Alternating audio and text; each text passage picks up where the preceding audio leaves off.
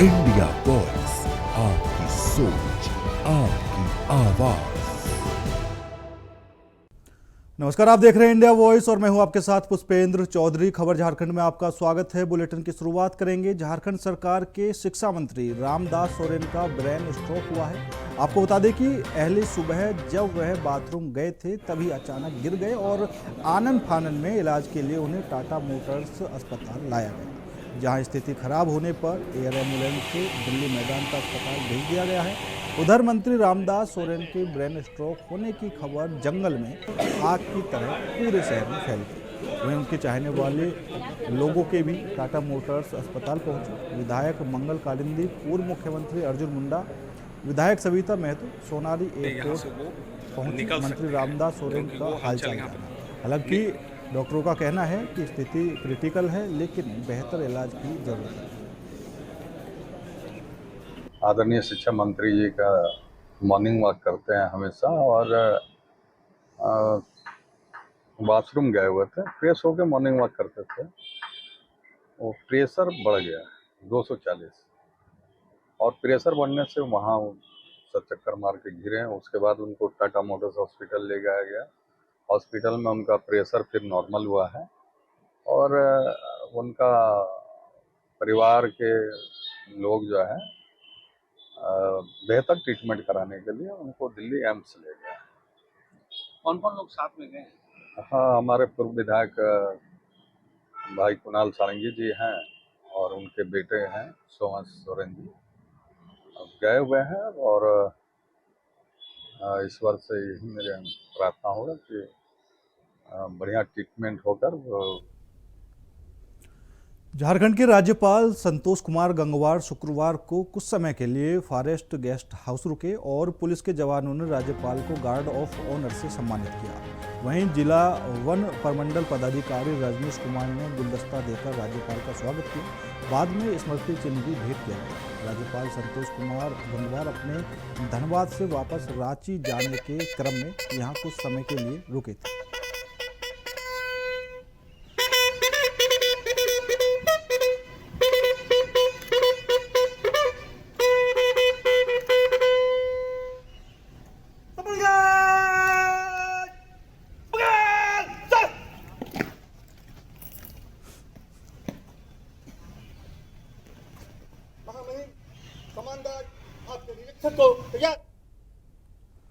खबर बोकारो से है, जहां थर्मल अस्पताल में इलाज करा रही युवती ने एक बयान देकर पुलिस की परेशानी को और भी ज़्यादा बढ़ा दिया है और लोगों के बीच भी चर्चा का विषय बन गई है। अस्पताल में युवती ने बताया कि उसके साथ 2 युवकों ने दुष्कर्म की घटना को अंजाम दिया है और इस पूरी घटना में उसका प्रेमी भी शामिल है। इसके अलावा परिवार वालों के ऊपर भी मारपीट करने का आरोप लगाया है, जिसकी जाँच पुलिस फिलहाल करने से लगी हुई है। साथ ही यह भी कहा जा रहा है कि युवती की दिमागी हालत ठीक नहीं है, जिस कारण इसकी बातों पर भरोसा नहीं किया जा सकता। इस संबंध में अस्पताल के चिकित्सक डॉक्टर संजय कुमार ने बताया कि अस्पताल में महिला चिकित्सक नहीं है, इसलिए युवती को बेहतर इलाज और मेडिकल जांच के लिए BGS अस्पताल बोकारो रेफर कर दिया गया है। आपको बता दें कि दुष्कर्म की पुष्टि होने के बाद पुलिस आगे की कार्रवाई करेगी। युवती बेहोशी की हालत में रेलवे फाटक के पास मिली थी, जिसे स्थानीय लोगों ने अस्पताल में भर्ती करवाया था। घर में थे तो मालूम चला कि एक बच्ची हॉस्पिटल में आई हुई है, कुछ लोग लेके आए हुए हैं, तो बच्ची का हालत स्थिति ठीक नहीं है। तो हम आए यहाँ पर तो देखें बच्ची पड़ी हुई थी। हम डॉक्टर साहब के पास बैठे भी, तो डॉक्टर साहब को हम बोले भी कि डॉक्टर साहब क्या बात है, बच्चे को आप लोग बेड में रखिए आप लोग। तो थोड़ा सा डॉक्टर साहब पे भी हमसे नोक हुआ, कहें कि DBC की स्थिति है, यहाँ पर इलाज सही नहीं होता है। अरे ठीक है, बच्ची भाग रही है, यही कर रही है, तो बच्ची को ला के बैठा देना चाहिए। महिला कांस्टेबल भी है यहाँ। मामला क्या है? मामला है, बच्ची बोल रही है कि मेरे साथ रेप हुआ, समझे ना। तो अभी हम खेत को इसके गार्जियन को खबर करवाए हैं, किसी अपने जानकार के थ्रू मुखिया जी को भी हम खबर कर दिए हैं, तो वहाँ के लोग आ रहे हैं। देखिए जामीन की कुछ वार्निंग नहीं मिला, कोई भी इस तरह का नहीं मिला। नहीं मिला, लेकिन लड़की के हिस्ट्री पे इसको हम लोग चाहेंगे कि आगे सिविल हॉस्पिटल में ताकि फर्दर एग्जामिनेशन इसका हो सके। कहीं रेप का पुष्टि नहीं हुआ है, कहीं रेप का पुष्टि नहीं हुआ। उसी के लिए खबर खूंटी जिले से है, जहां खूंटी तमाड़ के मुख्य रास्ते पर शनिवार को सुबह बड़ा हादसा होते होते टल गया। बाड़ी के पास कुरियर का सामान लेकर जा रही एक ट्रेलर गाड़ी अचानक अनियंत्रित होकर पलट गई। घटना के दौरान चालक और खलासी ने सूझबूझ दिखाते हुए गाड़ी से कूदकर अपनी जान बचाई। वहीं प्रत्यक्षदर्शियों के अनुसार ट्रेलर गाड़ी तेज रफ्तार में थी।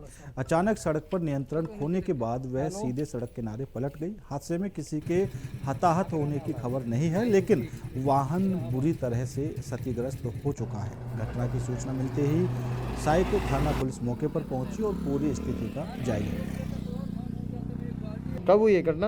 ये अपना रात मॉर्निंग पे 4 बजे हुआ था, 4:20 पे। कैसे हुआ? मैं इधर से आ रहा था, साइड से मेरे टेलर जा रहा था, उसको ओवरटेक किया टेलर वाला। उसको बचाने के चक्कर में मैं इधर साइड में लिया अपनी गाड़ी, और यहाँ पे पत्थर था और पत्थर पे फिसल गई, कच्ची पे कूद गई गाड़ी, और फिर वहाँ से संभालते लाया, नहीं संभली, पलटी हो गई। अच्छा, तो इसमें गाड़ी में क्या कुछ लोड है? कोरियर है। कुरियर है? कुरियर का सामान है? हाँ, कोरियर। कहाँ से कहाँ जा रही थी गाड़ी? एक नागपुर से अपना जमशेदपुर टचिंग देके कलकत्ता जाती है। अच्छा, परमानेंट कलकत्ता ही चलती है ना। अच्छा, तो आप अकेले थे? नहीं ना, मेरे साथ में एक हेल्पर था। अच्छा, वो है ना, लेने गया खाना लाने गया। मतलब दोनों ही सेफ हो? हाँ, दोनों ही। थोड़ा लग गया था हाथ पे, थोड़ा सा हल्का सा, सर पे भी लग गया था बस। अच्छा, क्या नाम है? मेरा नाम है बबलू पाल। तो इससे पहले अभी कोई इस बीच में कोई पुलिस कोई आई थी कि नहीं? हाँ ना, आए थे, थाना आए थे, क्या बोली? बोले थे आए थे, बोले हेल्प कुछ चाहिए तो बताना, क्रेन व्रेन के लिए भी बोल रहे थे। हाँ। बोले ठीक है, फिर सेठ से बात किए तो बोले अभी आएंगे, आ रहे हैं। खबर जमशेदपुर से है, जहां गोलमुरी की नामदा बस्ती में गला कटी महिला की लाश मिलने से इलाके में सनसनी फैल गई। मृतका की पहचान 27 वर्षीय मनीषा कौर के रूप में हुई है, जो 2 बच्चों की मां थी। घटना के बाद से उसका पति गुरप्रीत सिंह उर्फ सागर गायब है। महिला की लाश संदिग्ध हालात में बरामद हुई। मृतका की गला कटा हुआ सब मिला। सूचना मिलते ही गोलमुरी पुलिस और फोरेंसिक टीम मौके पर पहुंचकर जांच में जुटी हुई है। पुलिस को संदेह है कि मनीषा की हत्या की गई है। प्राथमिक जांच में घरेलू कलह और आपसी विवाद की आशंका जताई गई है। मामले की गंभीरता को देखते हुए फोरेंसिक टीम को भी बुलाया गया है। उसका यही मैंने लेबर में ठेकेदारी में काम करता है। प्रथम दृष्टया तो हम लोग अभी जो जांच कर रहे हैं उसमें अभी हम लोग नहीं बता सकते कि इसमें क्या है, लेकिन चूंकि इसका पति फरार है और वो अगर आके बताए कि क्या मैटर है, नहीं तो उसकी संलिप्तता से इनकार नहीं किया जा रहा। और हम लोग आवेदन का वेट कर रहे हैं, क्योंकि 9 साल पहले लव मैरिज हुआ था। ये लड़का जो है सिख लड़का है और लड़की है सब कोई मिश्रा है, तो इसीलिए हम लोग इंतजार करें कि इसके फादर आ जाए और एक आवेदन देने के बाद हम लोग अभी कार्रवाई करेंगे। ऐसे कुछ सस्पेक्ट में उसका पति है। लड़की के घर वाला से कुछ कांटेक्ट हो पाया? लड़की के घर फादर से हमारी बातचीत हुई है। वो बोले कि हम आ रहे हैं, जैसे आएंगे उनसे आवेदन लेने के बाद हम लोग कार्रवाई करेंगे। अगर उनके आने में लेट भी होगा तो चूँकि बॉडी को हम लोग यहाँ नहीं रखना है देर तक, इसीलिए हम लोग अपने स्तर से भी कार्रवाई को बढ़ाएंगे। सर, घटना क्या लगता है कि पति ने ही किया है? नहीं, अभी हम इसमें जांच करने दीजिए। एफएसएल की टीम भी आई हुई है और चूँकि लड़का यहाँ घर में नहीं है, ये थोड़ा सस्पेक्ट कर रहा है, लेकिन अभी हम तब तक कोई स्टेटमेंट नहीं देंगे। जब तक हमारे पास पूरा एविडेंस आएगा हम आप लोगों को तुरंत सूचना देंगे। सागर सिंह ही बोलते, सागर ही बोलते थे इसको। कब हुई थी हाँ, शादी? कब हुई थी शादी? जी, शादी कब हुई थी लोग? शादी इसका हुआ है 2016 में। लव मैरिज हुई थी? जी, लव मैरिज। पता है उसके बाद कैसे लोग रह रहा था? नेचुरल से बहुत अच्छा। हम लोग का परिवार में कभी हम लोग सोचे ही नहीं कि मनीषा इस हाल में हम लोग को ले आएगी। हम लोग कभी नहीं सोचे। बहुत अच्छे रहते थे लोग हमेशा के लिए।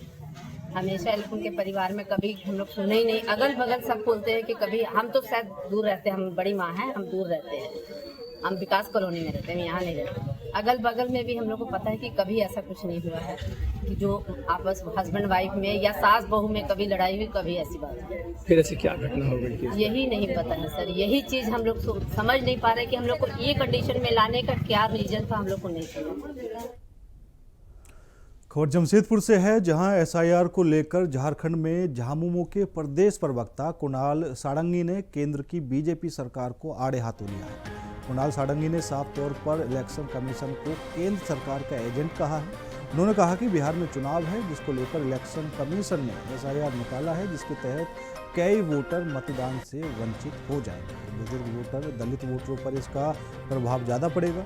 वे लोग अपना वोट नहीं दे सकेंगे। उन्होंने साफ कहा कि महागठबंधन SIR का विरोध बिहार और झारखंड में करेगा। कुणाल ने साफ कहा कि जब चुनाव आता है तो केंद्र सरकार देश के सिस्टम का गलत ढंग से इस्तेमाल करने लग जाती है, जिसका विरोध भी केंद्र सरकार को देखने को मिलेगा।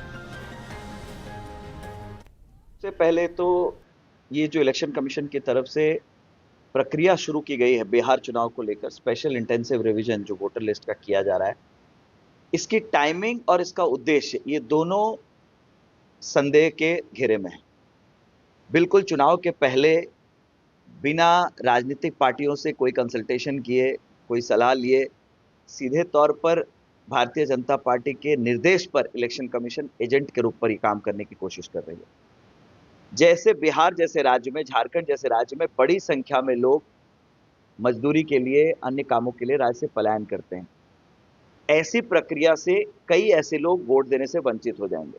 उनका जो डिसएनफ्रेंचमेंट होगा, उसके अलावा जो बूढ़े लोग हैं, जो बीमार हैं, जो दिव्यांग हैं, वैसे भी बहुत बड़ी संख्या में लोग वोटर लिस्ट में आने से वंचित रह जाएंगे। क्योंकि जिस तरह से पहले जो कागजात मांगे गए थे, उसमें जो बिल्कुल सामान्य कागजात हैं, पहचान के जो मापदंड होते हैं, आधार कार्ड है, आपका राशन कार्ड है, पैन नंबर है, इनको उसमें मान्यता नहीं दी गई थी। तो उससे एक बहुत बड़ा कन्फ्यूजन पैदा हुआ लोगों के अंदर SIR की पूरी प्रक्रिया को लेकर। तो कहीं ना कहीं बिल्कुल चुनाव के समय एक सुनियोजित तरीके से जो मार्जिनलाइज्ड लोग हैं, जो गरीब तबके के लोग हैं, जो आमतौर पर भारतीय जनता पार्टी के वोटर नहीं होते हैं, जो दलित है, जो अल्पसंख्यक है, वैसे लोगों को सीधे तौर पर वोटिंग की, उनकी जो बेसिक राइट है, जो उनका मूलभूत अधिकार है, उससे दूर रखने के लिए चुनाव आयोग के द्वारा, चुनाव आयोग के कंधे पर बंदूक रखकर भारतीय जनता पार्टी की केंद्र की सरकार एक साजिश कर रही है, जिसका विरोध बिहार तक सीमित नहीं रहेगा। झारखंड में भी हमारी महागठबंधन की सरकार ने निर्णय लिया है कि विधानसभा में इसके विरोध में प्रस्ताव लाया जाएगा, ताकि पूरे देश में SIR के विरोध में एक संदेश दिया जा सके कि किस तरह से संवैधानिक संस्थाओं का दुरुपयोग कर अपने राजनीतिक उद्देश्यों को साधने की कोशिश भारतीय जनता पार्टी की केंद्र की सरकार कर रही है।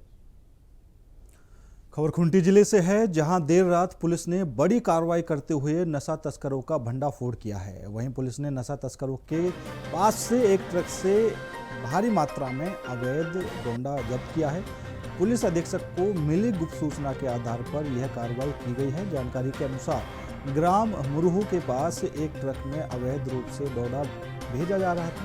पुलिस टीम ने अनुमंडल पुलिस पदाधिकारी खूंटी के नेतृत्व में एक छापामारी दल का गठन किया और तुरंत कार्रवाई करते हुए रात करीब 1:30 बजे ट्रक का पीछा किया। सुबह 4 बजे ग्राम मुरहू में ट्रक को रोका गया। ट्रक से 4-5 लोग भाग निकले, जबकि पुलिस ने वाहन को जब्त कर लिया।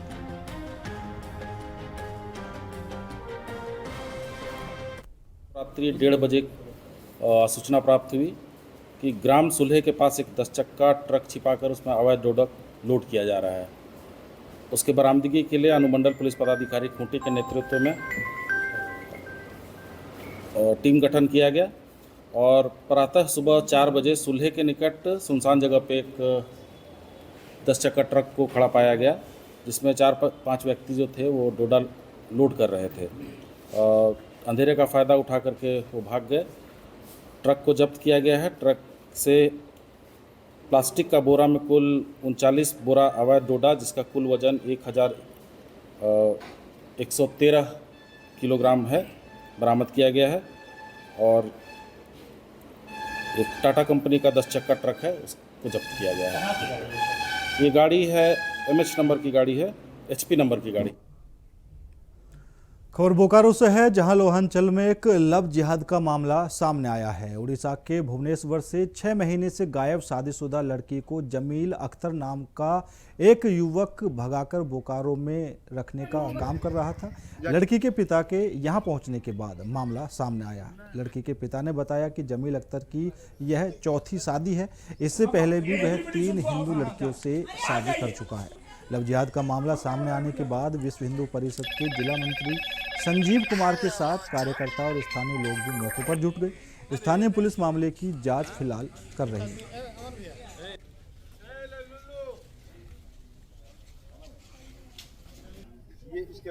मामला सुबह सूचना मिली है, लव जिहाद का मामला है अपने लोहांचल में। एक व्यक्ति हैं शशि भूषण विश्वकर्मा जी, उनके यहाँ पर एक मुस्लिम व्यक्ति एक हिंदू लड़की को लेकर के रह रहा था पिछले 6-7 महीने से, है ना। और शशि भूषण जी का कहना है कि उन्होंने जो अपना रूम लिया है उसमें हिंदू आईडी दी, तो हिंदू पहचान के साथ यहाँ पे रह रहा था, तो ये निश्चित ही लव जिहाद का मामला है। और लड़की के घर वालों से जब बात हुई है तो ये पता चला कि उसकी 4थी शादी, इससे पूर्व वो 3 शादी कर चुका है। मामला है, मेरा बेटी शादीशुदा था, एक लड़का जमील अख्तर बोल के हमारा घर का आना जाना था उसका, तो हम लोग उसका मतलब क्या है, हम लोग तो आदमी है ना, हम वहाँ पे धर्म नहीं देखे, उसको बेटे जैसा व्यवहार दिया, वो भी ऐसा, लेकिन उनका टारगेट कुछ अलग था, हम लोग को पता नहीं था। और ये क्या किया, मेरा शादीशुदा लड़की था, उसको 4 महीना 5 महीना हो गया, भगा के ले आया, लेकिन हम लोग को बोला कि वो अपने आप खुद चला गया है, तो लड़की का सर कांटेक्ट कुछ नहीं हुआ। हम एक मिसिंग रिपोर्ट भी किए थे, वो थाना को भी गया था, थाना में भी लड़का रहने वाला कहाँ था? लड़का भुवनेश्वर का रहने वाला है, लड़का भी भुवनेश्वर का रहने वाला है। तो हम लोग क्या किए, उसका ये पहला केस नहीं है उसका, ये भी 4 नंबर का केस है, उससे पहले भी 3 लड़की के साथ ऐसा कर चुका है, हिंदू लड़की के साथ। जो 4 केस हुआ है वो कभी कोई मुस्लिम लड़की नहीं है उसमें, सब सारे हिंदू लड़की। आज यहाँ कैसे वो पकड़ा गया? हम लोग क्या कुछ मतलब लोकेशन ट्रैकिंग करके, जैसे रिक्वेस्ट करके उड़ीसा में आज लोकेशन मिला। जब ये लोकेशन ये घर को आया तो इनका जो बंदा था वो हमको झूठ बोला कि नहीं हमारा साहब हुबली में है, हाँ हुबली में है, वो भी शामिल है उसमें, ये पूरा टीम है वहाँ। हाँ, लड़की शादीशुदा थी, लड़की का भी डिवोर्स नहीं हुआ, लड़की डिवोर्स में थी, ठीक है लड़की।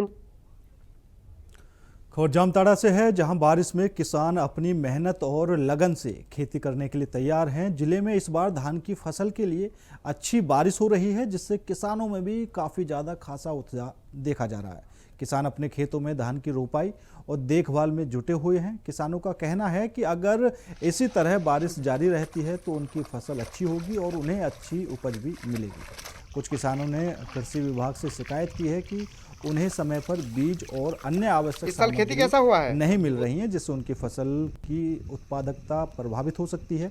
वहीं जिला कृषि पदाधिकारी लव कुमार ने बताया कि पहले धन रोपनी 20% से नीचे थी और आज वह 60% से ऊपर हो गई है। इस साल देखिए, आज से 15 दिन पहले हमारी धन रोपनी थी जो 20% से नीचे थी। आज के डेट में हमारा धन रोपनी जो भी है वो 60% से ऊपर हो चुकी है। जो एक गुड साइन है, इसके लिए हमको किसानों के बीच में जाना पड़ा, उनको ट्रेनिंग देना पड़ा, उनको समझाना पड़ा। और अभी आप देखिए हमारे कृषि सभागार में संयुक्त कंबाइंड बिल्डिंग में आप देखिए हमारा ट्रेनिंग चल रहा है, जिसमें हमारे JSLPS के सखी ग्रुप हैं जिनको पूरा। रांची के थॉमस स्कूल ने वार्षिक पुरस्कार वितरण समारोह का आयोजन किया। कार्यक्रम में मुख्य अतिथि पाकुड़ से विधायक निशांत आलम हैं। Xavier Institute of Social Services के director doctor Joseph Marianus Kujur के अलावा स्कूल के प्रिंसिपल रेव थॉमस के मौजूद रहे। आपको बता दें कि स्पार्कल 2025 के नाम से कार्यक्रम आयोजित किया गया, जिसमें ICSE बोर्ड की परीक्षा में फर्स्ट पोजीशन पाने वाले अभिषेक कुमार, सेकंड पोजीशन पाने वाले अग्रवाल और थर्ड रैंक पाने वाले आदित्य राज को लैपटॉप और मोमेंटो देकर सम्मानित किया गया। साथ ही 90% से अधिक अंक प्राप्त करने वाले विद्यार्थियों को भी सम्मानित किया गया है। इसके अलावा बच्चों ने एक से बढ़कर एक मोहक सांस्कृतिक कार्यक्रम पेश किया। Yeah, St. Thomas School is always for the enhancement of the students as well as the society. We have been here for the last 53 years and giving, nurturing and educating the students for the and enhancing their and cultivating their culture always in their life and society, enhancing it. Thank you so much for our students and appreciate all the students and the toppers for this achievement. Bokaro जिला Congress committee ने बोकारो परिषद में एक press वार्ता का आयोजन किया। Press वार्ता की अध्यक्षता विभाग के अध्यक्ष महेश्वर मंडल ने की। महेश्वर मंडल ने बताया कि आगामी दिनों में रांची स्थित राजभवन के समक्ष एक महाधरना और घेराव कार्यक्रम निर्धारित किया गया है। इसका आयोजन ओबीसी समाज के आरक्षण, अधिकारों की रक्षा और विस्तार हेतु किया जा रहा है। उन्होंने बताया कि वर्तमान में ओबीसी को 14% आरक्षण दिया जा रहा है, जिसे बढ़ाकर 27% करने की मांग की जाएगी। मंडल ने कहा कि यह सरकार की पिछड़ा विरोधी मानसिकता को दर्शाता है। कांग्रेस पार्टी इस मुद्दे को लेकर पूरी तरह से प्रतिबद्ध है और न्याय की लड़ाई लड़ेगी। हम लोग रांची में राजभवन का घेराव है, जो ओबीसी का 27% झारखंड में लागू करवाने के लिए और 50% का जो कैप है उसको तोड़कर और हम सामाजिक न्याय के आधार पर ओबीसी को आरक्षण देने के लिए हम लोग मांग रखने के लिए राजभवन का घेराव करने जा रहे हैं, जिसके लिए आज बैठक किया गया है कि उस कार्यक्रम को सफल बनाने के लिए ज़्यादा से ज़्यादा लोग हम लोग वहाँ जाके और धरना में बैठे और अपनी बात को ऊपर तक पहुँचाने का काम करेंगे, जिससे कि ओबीसी का जनता का जो भी हम लोग का 27% का लाभ ले सके। और हम लोग आवेदन आज प्रेस के माध्यम से जितने भी संगठन, जितना भी सामाजिक संस्था है, उन लोग से निवेदन करेंगे कि ज़्यादा से ज़्यादा लोग ओबीसी का माने राजभवन का घेराव जो करने जा रहे हैं उसमें भाग लेकर कार्यक्रम को सफल बनाए और सभी लोगों से बोकारो के जितना भी ओबीसी वर्ग के लोग हैं उनको रांची चलने के लिए आज हम लोग इस माध्यम से अब निवेदन करने के। बोकारो के बांसगोड़ा में एक व्यक्ति की देर रात गोली मारकर नकाबपोश अपराधियों ने हत्या कर दी। मृतक की पहचान मोन्टू दास के रूप में हुई है। बता दें कि जुआ के अड्डे पर आए नकाबपोश अपराधियों ने उस समय हमला कर दिया जब देर रात लोग जुआ खेल रहे थे। घटना के बाद मौके पर पहुंची पुलिस मामले की जांच में जुट गई है। मिली जानकारी के मुताबिक लूटपाट का विरोध करने पर अपराधियों ने एक को गोली मार दी थी। हथियारबंद 4 की संख्या में पहुंचे नकाबपोश अपराधियों ने जुआ खेल रहे लगभग दर्जन भर लोगों को कब्जे में लेकर लूटपाट की। पुलिस ने सबको बीजीएच के मोर्चरी में रखवाया। ऐसे ऐसे बात है, एक्सीडेंट हो गया, जाके देखती हूँ तो गोली लगा हुआ है, डेथ कर गया है। गोली लगा? एक ही को गोली लगा है और 3-4 गो दोस्ती उसका खड़ा था। बोलता है कि देखिए ना, मार दिया, मुंह में मास्क लगा के आया, 3-4 आदमी आप मार दिया, चल गया। तो हम बोले जो आप क्या कर रहे थे, आप लोग बचाना नहीं चाहिए? ना ही उतना मौका नहीं दिया, मार के चलते रहा। बाइक लेके आया, बाइक लेके मार के चलते रहा। कहाँ पर? बांसगोड़ा सिमंडी। उसका दोस्त कौन था? वही तो पता नहीं। नहीं जो अभी वो है बीजीएस में है, बैठल है। हाँ, उन लोग को कामीज में खून लगा हुआ है। उसके बाद देखिए अभी उनका हम लोग गए थाना, 12 थाना में कोनो नहीं बोला, जा मारापुरी थाना में लिखा पड़ी हुआ। अभी आए हैं, अभी बोलता है कि जो इसका पोस्टमार्टम होगा तो अब। फिलहाल मेरे साथ इस बुलेटिन में इतना ही। बाकी देश और दुनिया की तमाम खबरों के लिए देखते रहिए इंडिया वॉइस।